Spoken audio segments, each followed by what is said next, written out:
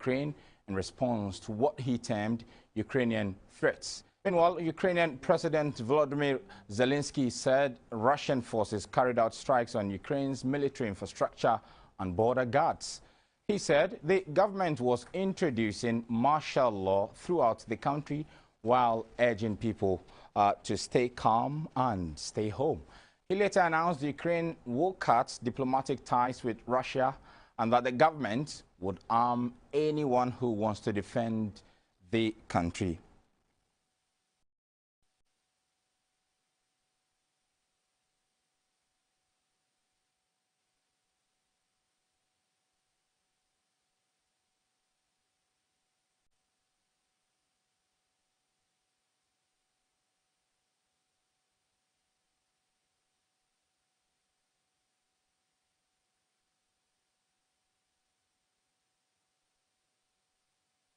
We have also received a report direct from a Ghanaian living in Ukraine that Russian forces have bombarded parts of Ukraine, including Kharkiv, one of Ukraine's major cities.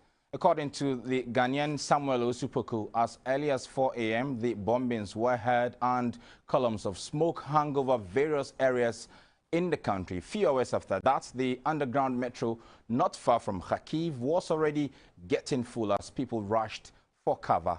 Other city residents were fleeing to villages as well, and also panic buying of food and other items have left shops empty.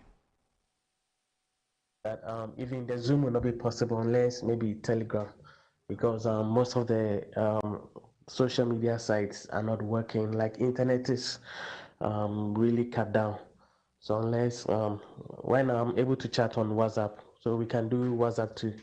WhatsApp, Telegram, yeah, aside that YouTube and other things are not working. So the current situation, borders are being closed because some of the airports are being like destroyed, and most of the Ukrainians are going to their villages because some come from villages and they come to the big cities.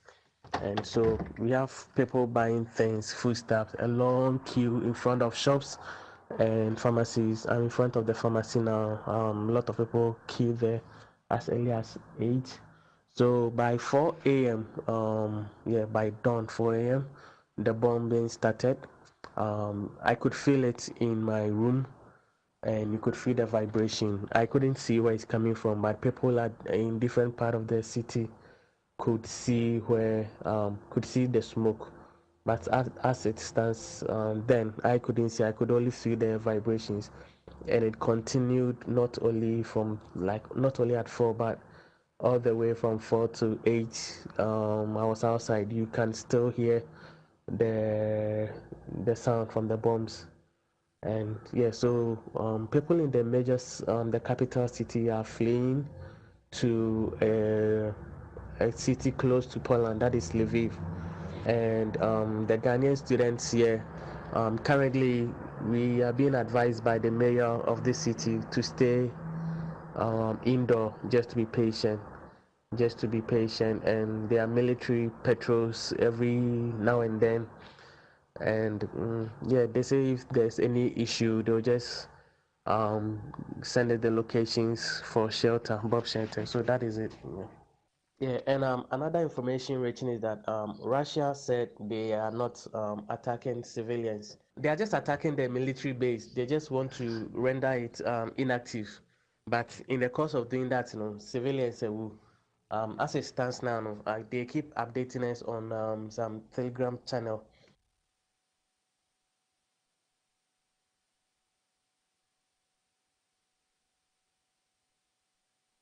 After months of preparation, Russian president has launched a major military operation against Ukraine. And of course, this has taken the world by surprise. And it has started to cause disruption across global supply chain. Of course, the world is already battling the impact of COVID-19, and this has come to worsen the plight of many around the world, especially as countries are trying to recover from the ravages of the pandemic. We go onto the phone lines and speak with Dr. Vincent Njali Mensah, who is a senior lecturer at University of Education, Winneba, and also a security analyst, to help us appreciate some of these global dynamics. Doc, thank you so much for your time this afternoon. Good afternoon. Doc, surprised in any way by this invasion?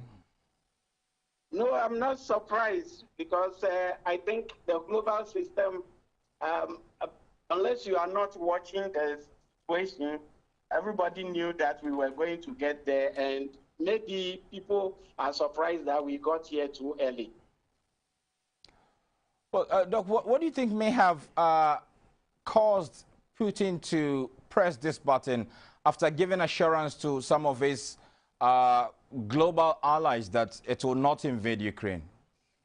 There are a number of factors that led to this, but it's unfortunate that it has come here.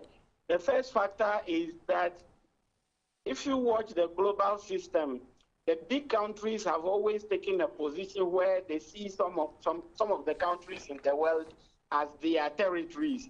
You remember what happened between Britain and I think Argentina some time ago. You see what happened with the US and Guam, and North Korea and Guam, and Russia has Crimea, and then it has Ukraine as a factor.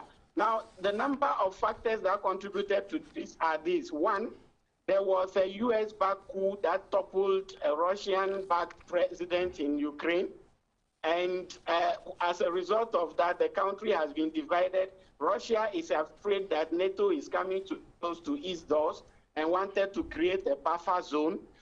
NATO wants to come close to Russia, and they want Ukraine to become a NATO member state so they can be close to Russia. Russia doesn't want that. Doc, I think that is a preemptive attack Russia is making.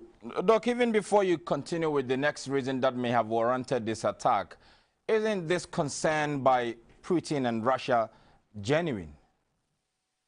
Of course, it's genuine. And I think that countries need to calculate their status within the international system carefully. I think Ukraine at a point in time miscalculated, and now they are at the center of a war. Russia is a country that is asserting itself. If you watch since the emergence of Putin, his agenda has been that Russia must be great again. He has reformed the military, he has reformed the capability of their weaponry, and he has asserted Russia's status as a global power again, and he's trying to test that. And if you see the way he has projected the power now, he has basically told the world that I'm going for Ukraine and nobody should dare come close, because in his statement he said that anybody who tries to come to the defense of Ukraine, Russia respond to the person decisively. Basically, he's prepared for a third world war if that is what will happen, which is sad. So yes, Putin is justified that they want to protect themselves, but he's not justified to the extent that we have lives at stake. It's not just an empty territory. Doc, what do you make of the response from the international community ahead of this invasion? Many expected that any move by Putin will attract a severe kind of response from Western allies. We seem not to have seen that.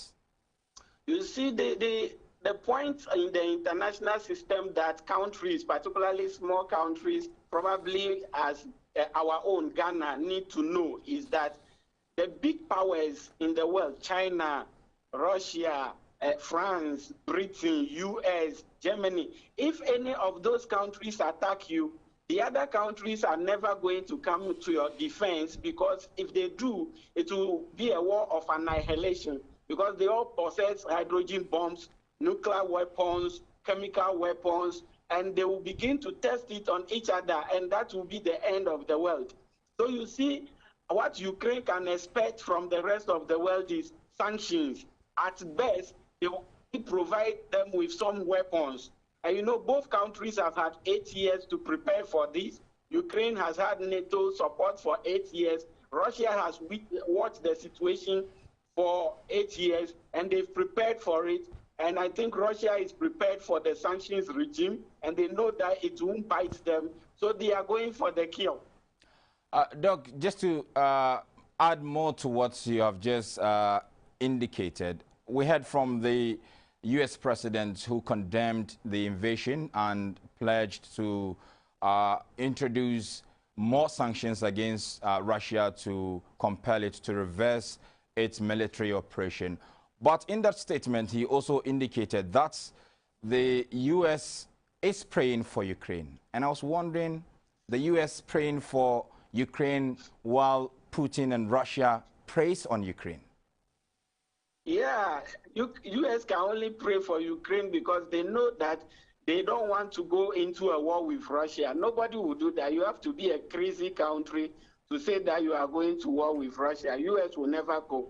That's why I say Ukraine didn't calculate its national interest well. They didn't do the international politics well.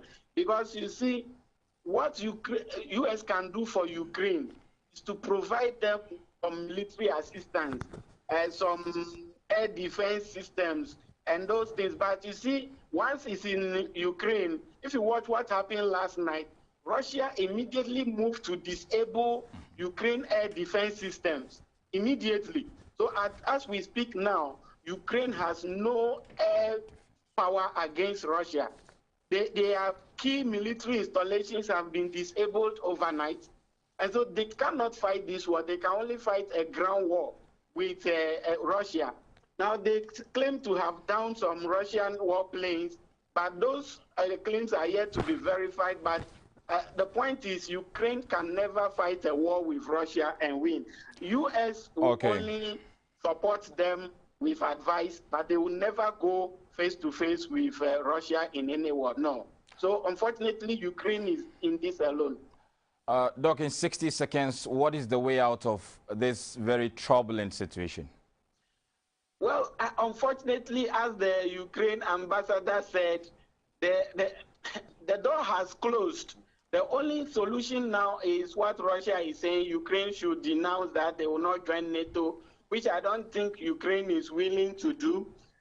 But unless that happens, Russia is going to annex Mariupol. They are going to annex some territories that they consider Russian territories in Ukraine, and then end it at that place. If Ukraine is willing to accept that, fine. But if they are not willing to accept that, we are headed for something terrible in Ukraine, as we saw in Georgia some time ago. But as for the sanctions that are being used, they won't stop, because the worst sanctions that can bite Russia will bite the rest of the world. If you take Russia out of the SWIFT system, it will affect Europe more than Russia. If you place ban on their food supply, it will affect Europe more than Russia. If you place ban on gas supply, it will affect Europe more than Russia. Oil prices are already going up. It will affect everybody in the world. So the West is going to be careful, and the West sanctions will not be imposed. Thank you so much. Dr. Vincent Ajali Mensah is a senior lecturer with the University of Education, Winneba, has been helping us to appreciate the very troubling development we are seeing in Europe, where Russia has invaded parts of Ukraine, and that has led to more or less a global kind of condemnation, calling on Russia to reverse its decision to more or less step out of Ukraine. But that is impacting a lot across the world. We are seeing prices of crude oil jumping to record highs as a result of the tension in that part of the world. We've been joined by the executive director of the Institute for Energy Security, Nana Mwesi, to help us appreciate the impact on oil prices, especially when we are already seeing the commodity going high. Thank you so much, Nana, for your time this afternoon. Thanks for having me, Abdul Rahman, and good afternoon to your viewers. Nana, crude oil has already crossed $100 per barrel. Should we expect more of such increases as a result of the tension in Ukraine, where we know Russia is a major supply of energy in the world? Well, further increases is a possibility, because aside the geopolitics, which is largely driven by the rift between Ukraine and Russia, you very well acknowledge that there's also underproduction of crude oil due to lack of investment over the last 2 years. And also there's growing demand for oil and natural gas because of the winter. And so if demand surges and production doesn't match with demand, for sure price will go up. But then geopolitics is a driver of demand and of supply as well. And like you mentioned, that Russia is a key supplier of both oil and natural gas in the European domain as well as the global front. And so if the rifts continue, there's likely that there will be more sanctions against Russia. And if that's happened, it means that Russia cannot supply its oil to most of its off-takers. Meanwhile, off-takers will also be starved of this necessary commodity, particularly or especially during winter. Then prices will shoot up as economic dictates. Nana, many had expected Germany, which is more or less the leader of the EU bloc now, to press more sanctions to more or less deter Russia from further invading Ukraine. But that has not happened, and the failure for Germany to press such a button has been attributed to the fact that nearly 40% of its gas supply is from Russia. You expect Germany to take such a move? Well, Germany will be hesitant and will be cautious in taking any sanction against its key supplier. Yeah, and Abdul, you don't bite the hand that feeds you. You are careful the way you treat it, because if you apply sanction, what form of sanction are you applying? Embargo on what? And if you apply it on coffee, why won't you do it on oil that you source from them equally? And you are cutting your own breath if you apply sanction now. So German and other few countries around that domain will be careful in applying sanction. You expect this sanction to be coming from Asia and from the Americas, but not in Europe. Nana, in Ghana, we are already seeing the impact of rising fuel prices. We are a net importer of crude. Any sort of impact we are likely to see from this geopolitical tension? Well, we are not seeing price increases just because of international price surge, but also due to the depreciation of your local currency. And so if you even hold international prices constant and you cannot manage and hold the value of your cedi against the dollar constant, prices at the pump will still go up. And so there are two key things that we need to solve. And one is to mitigating the risk from the international price and also that of the dollar against our local currency. Yes, of course, when crude oil goes up on international markets, you expect diesel, petrol, LPG also to go up, because crude oil constitutes almost 70% of the input cost to refining this finished products. And when the international price of gasoline goes up, it has some form of direct effect on the economy. And so, of course, if you have a way of managing it through mechanisms like strategic fuel stock and your own refinery system. And so there is a way that we can look at this.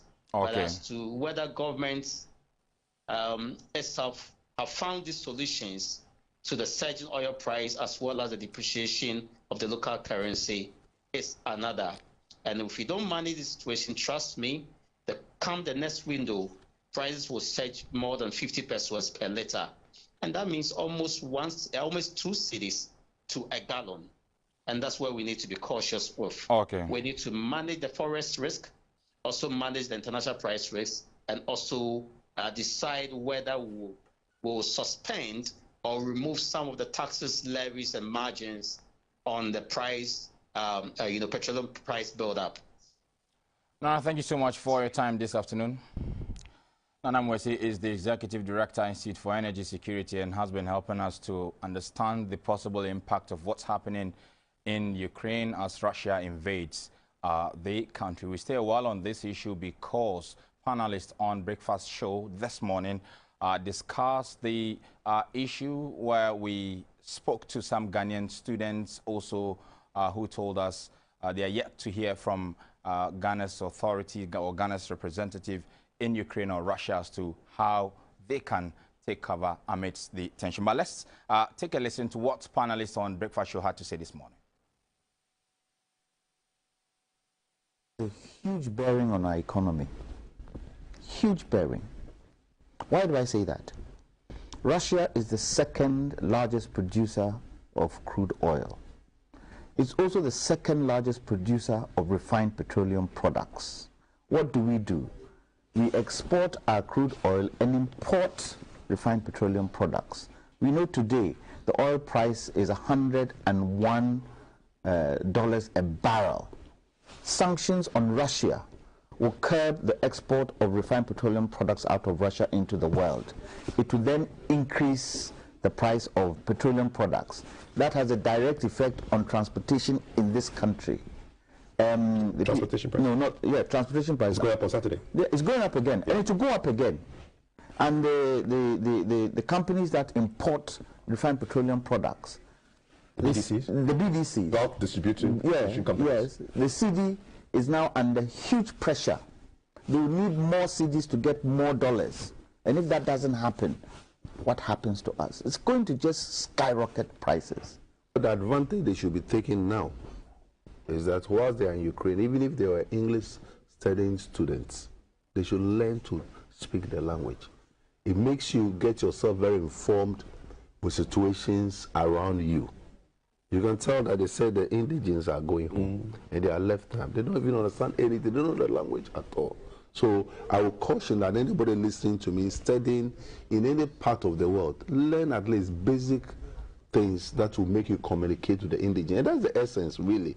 I think this day and age where people are going to study in English in Ukraine, Hungary, and all that thing, it doesn't make sense because those of us who studied there, we become like them. They call me Black Hungarian. Why? Because I communicate in Hungarian language.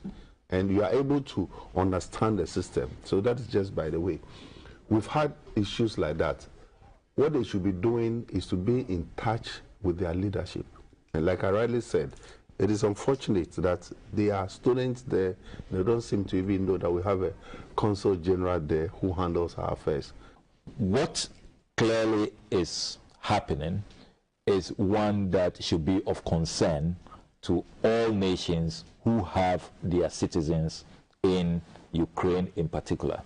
I have been in touch with the leadership of the National Union of Ghana Students, and they tell me that as many as 959 students are registered with them.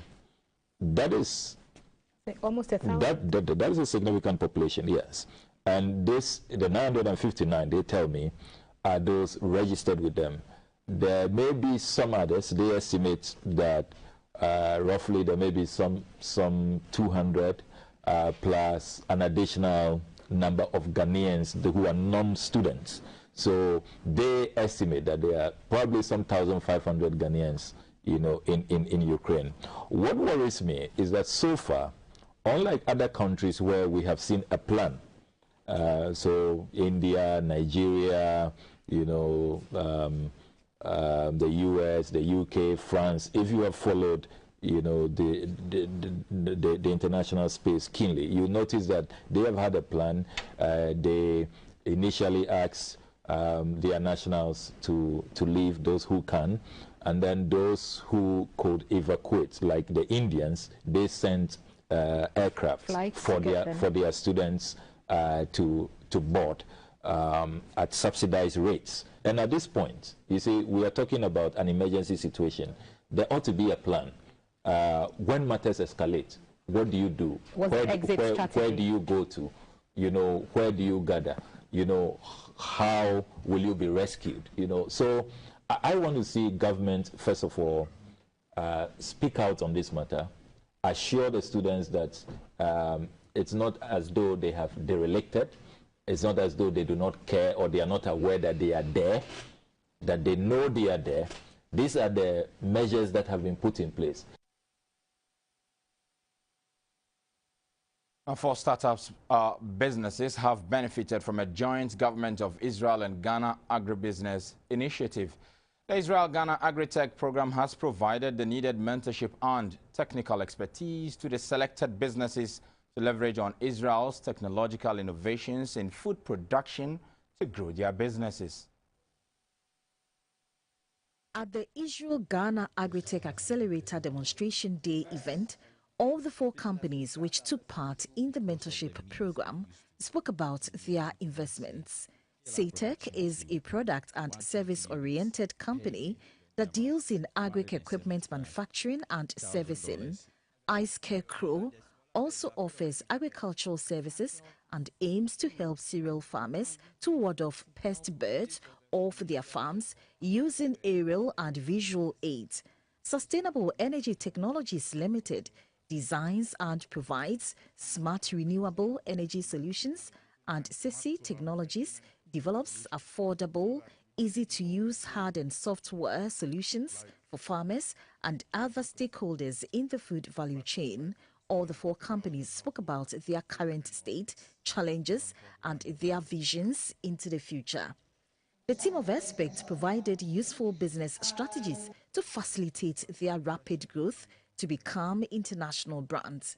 After the demonstration exercise, the head of the Trade and Economic Mission at Israel's embassy and the project partners, INOHAB, spoke to GBC News. As we speak now, we've already begun talking to some investors for a number of them. We've done investor introductions, people who are mostly funds who are looking into the agribusiness sector, and these funds are considering, some of them already in the final state of due diligence process, and they would make a decision very soon on investing in them. So part of the program was to connect them to investors, and that process has already begun, and we have very good research going on for these businesses. We are very happy with the outcome, and yet, of course, there are things that we would improve for the next version. Managers of the program, PS Program for Global Innovation in Israel, and INOHAB Limited in Ghana and Israel's embassy in Ghana say more business startups will be given opportunities to enroll with the program after the successful completion of the Maiden project. Gifty AJ, GBC News, Accra. In some of the day's other stories, the Ghana Immigration Service has inaugurated an office and data center at Kintampo in the Bono East region. The new office is to enable the service to enhance its coverage and enforce the immigration laws as part of its mandate. Inauguration of the office of the Ghana Immigration Service forms part of the process to use ICT as a tool for security, protect lives and secure the country's borders. The Municipal Chief Executive for Kintampo, Mr. Isaac Bafameyao, commended the Ghana Immigration Service for collaborating effectively with other security agencies in the area to maintain law and order. He appealed to the government to establish a passport application center in the area. The Bono East Regional Commander of the Ghana Immigration Service, Mr. Enoch Abrokwa Ano, said suspicious activities of foreigners must be reported to the GIS. Rapid response units of the service will also be established here, such that in times of emergency, when they call for support, we will also assist in establishing peace in the municipality. The Bono East Regional Minister, Mr. Kwesi Edujan, said ICT is indispensable in providing security. We as a country need to innovate and adapt technological solutions to enhance our security, patrol, and protection. We need to deploy surveillance from satellites and sensor-packed and unmanned aerial vehicles and common platforms for our immigration and other security services. The newly constructed office and data block will also serve as the regional headquarters of the GIS. Workers of Textile Ghana Limited, producers of GTP, say there will be no work activity at the company until the current managing director, Fatoumata Doro, is removed from office. The workers say the MD, since taking over in 2021, has been involved in a number of labor irregularities that has the tendency of collapsing Ghana's largest producer of textile. Our Tema regional correspondent Michael Dewanu was at the factory where workers have been demonstrating against the managing director and joins us with some more details. Michael, thank you so much for joining us. What have you been gathering more as to why workers are agitating and demanding the removal of the managing director?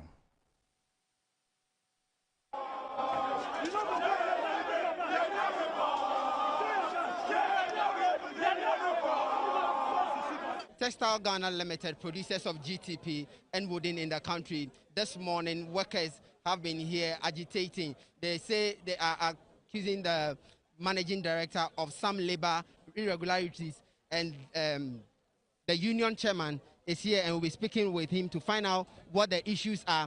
Fortunately, the General Secretary of the Ghana, the ICU, Industrial and Commercial Union, have also joined them to make sure that they push this agenda and make sure that the right things are done. Tell us, this morning you are not working. What are the issues?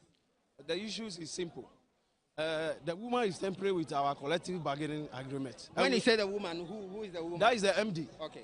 The new MD that is in. She's temporary with our collective bargaining agreement and we are not happy. Okay. So we want her to go. As simple. What in the collective bargaining agreement? There are conditions in the collective bargaining agreement. I want to give you an example.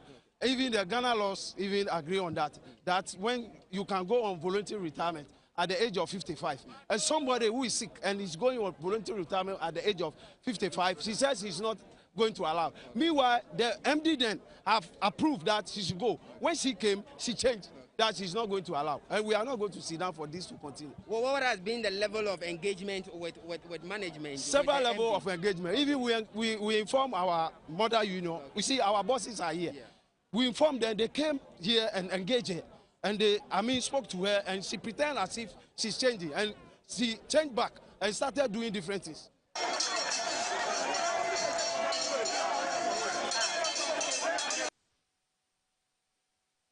Now, government will, by the end of the year, commence the training of some 2,000 teachers to enable them to conform to the changing trends in the knowledge and skills, curricula, and new policies in education. According to the registrar for the National Teaching Council, Dr. Christian Adepoku, this has become necessary because 30% of teachers in the classrooms are not qualified, and to make it worse, 14,000 of this number are currently working with the Ghana Education Service. This came up at the launch of the Private School Teacher Continuous Professional Development in Accra. The training is meant for both private and public school teachers. After the session, the 2,000 teachers will be issued with a temporary license, which will qualify the private school teachers to be in the classroom whilst waiting for their full license.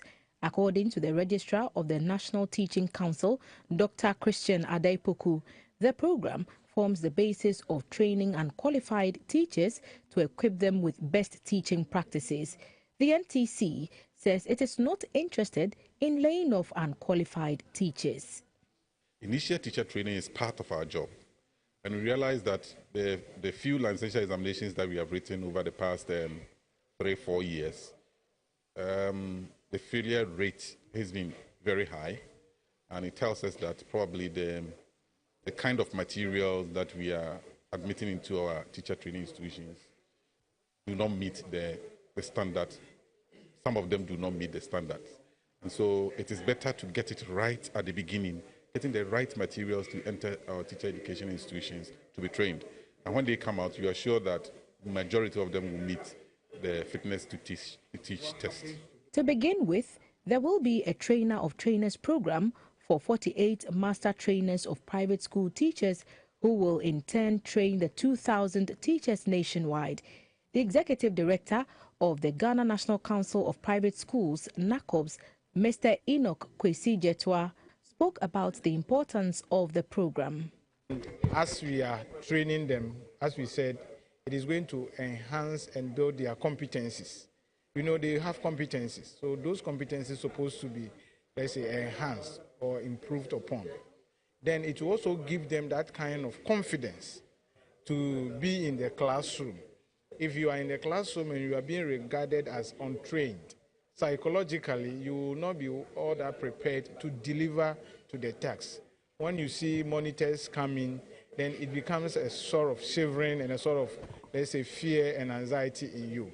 The program is sponsored by the Ministry of Finance, the National Teaching Council, and other stakeholders who partnered NACOPS through the Obatampa Care program. The W.E.B. Du Bois Museum will soon be reconstructed into a world-class monument. At a memorial ceremony of the 154th birthday of Dr. Du Bois on Wednesday, February 24, the director of the Museum Foundation, Dr. Humphrey Yim Dak, said plans are underway to start the project.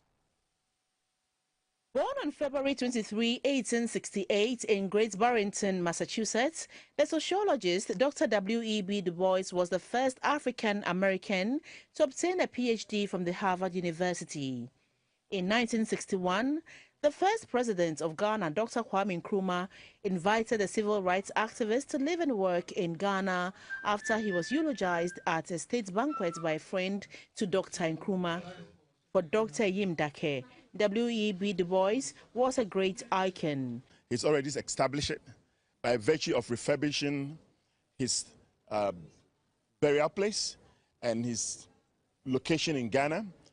We have decided to roll out these programs to build the momentum onto refurbishing this place. It's a whole huge diasporan event coming on the heels of Beyond the Ghana project, endorsed by the current president, and therefore it's memorial. And we think at the UN we will find all the collections of the African leaders attending a particular program, and on its margins we will make sure we could launch this big and proceed from there as a Pan-African program. The executive director of W.E.B. Du Bois Foundation, New York, Mr. Japheth Aiku, said in 2019, when the foundation was established, the idea was to redevelop the center into a befitting museum complex as a memorial to one of Africa's heroes, Dr. Du Bois. The New York Center has built 11 computer centers in 10 regions of Ghana. The late Dr. Du Bois challenged America to live up to its own unfulfilled promises of an economic bill of rights in its constitution. One of Dr. Du Bois' famous quotes is, quote, "The problem of the 21st century is a problem of the color line," end of quote. A delegation from the Gambia was at the event to grace the occasion. A woman who is believed to be in her 80s is searching for her relatives. Madam Akosia says she lives with her daughter and husband at Papase in Kajebi district of the Oti region. Akosia Kujegbe was found loitering at Domiabra in Kaswa and was sent to the English Yamanfrom police station. She says she has been in Accra for almost a week now, but doesn't know how she got to the city. About a week ago, the old lady boarded a car in her hometown in the Oti region and went searching for her daughter, Afiklu, a banana trader who had gone to the market to sell but never returned home. In the process of searching for her daughter, Madame Akosia Kujegbe found herself in Accra. She is now in the custody of the Department of Social Welfare, South Municipal Assembly. Anyone who can find her relatives should contact the following lines: 0543 416282 or 0243 318417.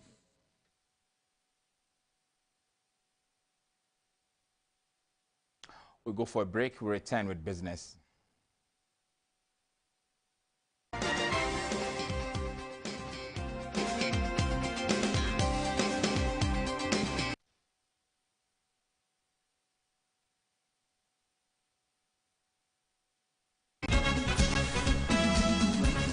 Driver, tiaso kakrama ye. Hey, mommy, I have been some jumewa. Oh yes, great job, great reward. Do you know about 6 people lose their lives daily in road accidents and a lot of them are passengers? It is not my portion. Those people Their prayers are not strong. What would you do now if there is a road crash? I would just grab the seat and shout, Jesus! Do you feel good about yourself? Papa. Wow, she said you're Papa driver. Tiaso. Mommy, are you sure you're not the devil? Make you not do Abonsamejuma. Stay alive. This Stay Alive campaign is brought to you by the National Road Safety Authority. Go away from me.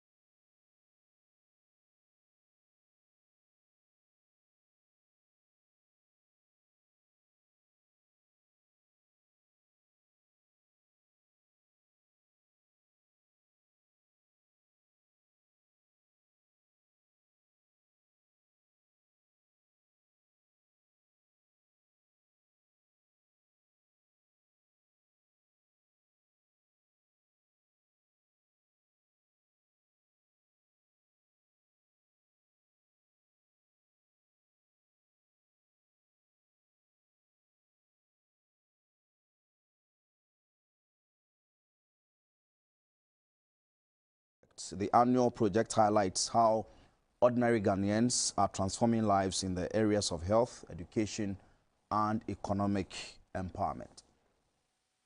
Hero and MTN Hero of Change. Just fill an online nomination form at heroes.mtn.com.gh.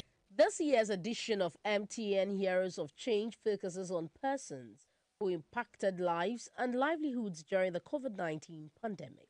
The annual project was suspended for 2 years due to the COVID-19 pandemic, but the Community Heroes Recognition event has returned as MTN Ghana celebrates 25 years of outstanding service.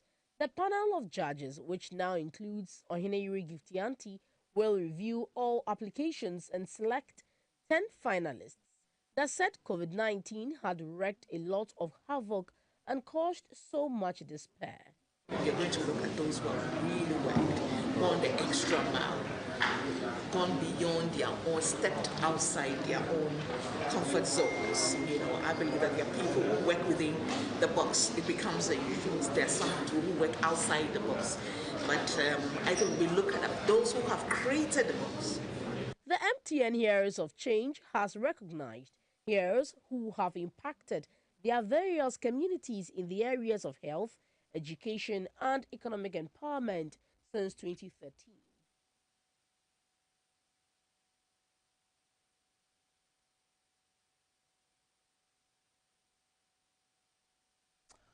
Also in business, fish had previously been among the cheapest sources of protein in Ghana, but that is fast changing. Wholesale prices of smoked fish have increased nearly 50% since Christmas. Inflationary pressures and the hoarding of premixed fuel by local politicians. In the following report, GBC's Sani Abdul Rahman takes a look at how the fish prices is taking a toll on fishmongers. This is the Dabraka Market, the hub of smoked fish in Ghana's capital, Accra.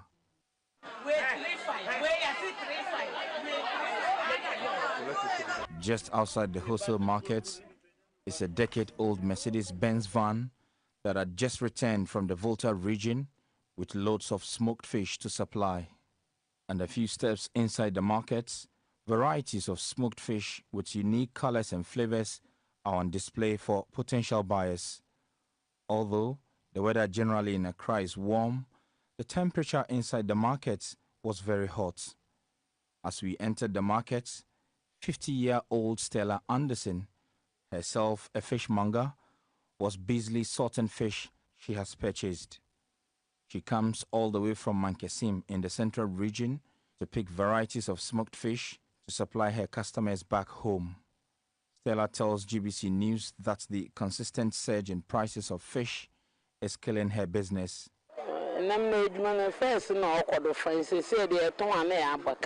We no longer make profit because fish is expensive now. We don't even make much sales. According to the traders, a medium-sized salted tilapia, locally known as Kobe, was selling at 8 cedis in December, but has now jumped to 12 cedis, almost an increase of 50%. The price increase is similar on other species of smoked fish such as catfish, herring, mackerel, anchovy, among others. The increase in cost, according to the fishmongers, is prompting consumers to diversify their protein intake. The fish of Oxfam prices of fuel is high, and this has made fish expensive from there. Already, high inflation is playing a part in the general price surge. Consumer inflation reached a record high, 13.9% in the 12 months to January last year, the highest rate in nearly 6 years. The fishmongers, however, attribute the rising prices of fish to the hoarding of premix fuel, which has forced many fisher folks to abandon their boats. The fishmongers appealed to the government to ensure the depoliticization of premix distribution to fisher folks to help increase fish supply at competitive rates. We are appealing to the government that the premix fuel is for the fishermen. They should deal with the fishermen, not the politician. So if the fishermen, they get the premix fuel, the fish will come down. Yes, if they get the premix fuel at the price where the government is selling it, the price will come down. So all of us will get the fish at the low price. For Stella, the government intervention is critical to her staying in business. She tells me if the price surge continues, her business will collapse.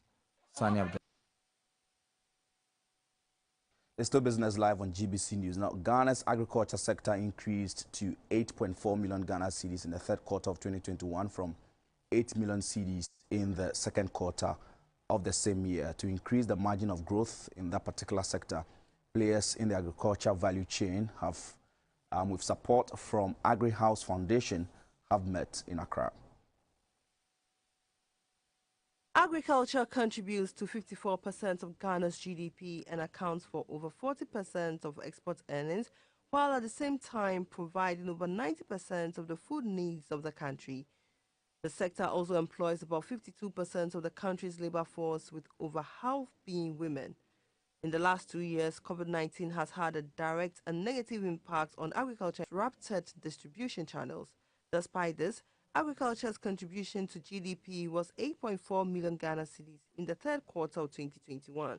To immensely add on to the growth of the sector, over 50 queen mothers from the 16 regions of the country and other players in the agriculture value chain and Agri-House Foundation have met at a forum in Accra. In a panel discussion, the Queen Mothers spoke of challenges they face in the sector, such as the use of farmlands being used for real estate and mining. At the forum, a Deputy Minister for Agriculture, Mr. Yao Frimpong Adu, said governments cannot solely transform the agriculture sector and called for all hands on deck in the drive to industrialize the sector. These interventions of government in the agriculture sector should give hope to our people because they provide enormous opportunities for venturing into agriculture as viable business enterprises, particularly for the unemployed. It is therefore important to seek information for clarity of the opportunities that exist and how to take advantage to provide one's economic circumstances. The Member of Parliament for Korle-Klottey, Madam Zenato Rawlings, said it is high time more effort is put in to ensure that agriculture is made attractive for the youth to engage in.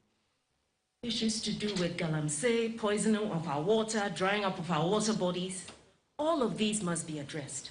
We also look at scholarships, the proper aligning of scholarships to those who need it the most, not those who have connections, and empowering our youth, building their capacity, and ensuring that when they come back, after they've done their training, they are empowered financially to be able to stand on their feet. The agriculture sector in Ghana is projected to reach a compound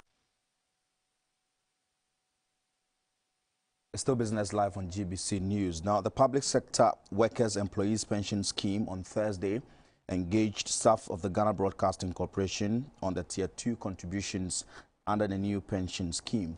They briefed the staff on the performance of the scheme so far. Arrangement under Act 766. Retirees who had date of birth from 1960 are expected to get their Tier 2 lump sum contribution from 2020.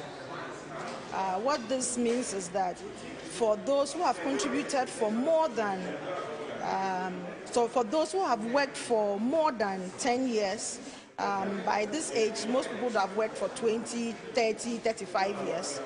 Your Tier 2 lump sum pertaining to the period between 2010 to 2020 is what the Tier 2 trustees are expected to manage and pay for.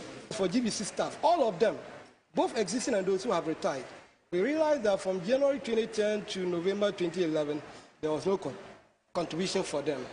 When you pick from December 2010 to May 2017, you realize that if you compare the 5% of the basic salary of the worker to what is actually credited for some of the periods, you realize that they were under-crediting. We were not able to evaluate, or we were not able to establish what was happening with the regular contribution, that is from June 2017 to the point of retirement, because we didn't have the month-on-month. So clearly there are very serious administrative and procedural lapses associated with the administration of the second-tier pension schemes. We go to the interbank forex market, where the dollar is trading at 6 cedis 45 pesos. The pound sterling going for 8 cedis 75 pesos, and the euro selling at 7 cedis 30 pesos. We also see the price of crude oil going up on the international market, now selling at $98.06, and gold increased by $36.92 to sell at $1,945.